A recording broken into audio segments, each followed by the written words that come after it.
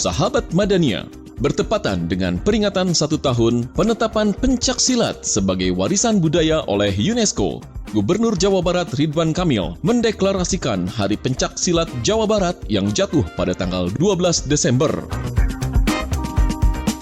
Pembacaan deklarasi disaksikan oleh sejumlah tokoh dan pendekar silat asal Jawa Barat. Juga terlihat ada pejabat di lingkungan Provinsi Jawa Barat yang turut memeriahkan acara tersebut.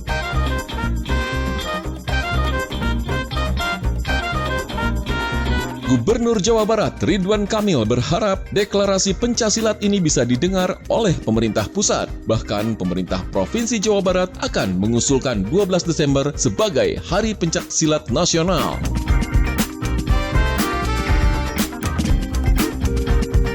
Pencaksilat merupakan suatu warisan budaya yang harus terus dilestarikan keberadaannya, seperti halnya angklung yang bisa mendunia.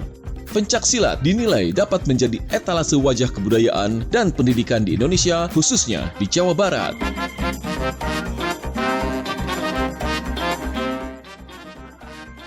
Kenapa 12 Desember itu adalah tanggal pada saat pencaksilat secara resmi diterima dan diputuskan menjadi warisan dunia tak benda oleh UNESCO di Bogota, Kolombia tahun 2009.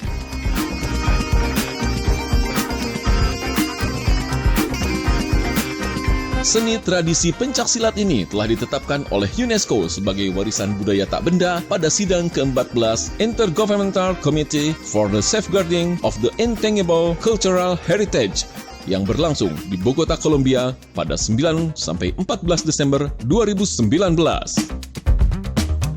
Pada sidang tersebut, terdapat 42 nominasi sebagai warisan budaya tak benda, termasuk seni tradisi pencaksilat dari Indonesia.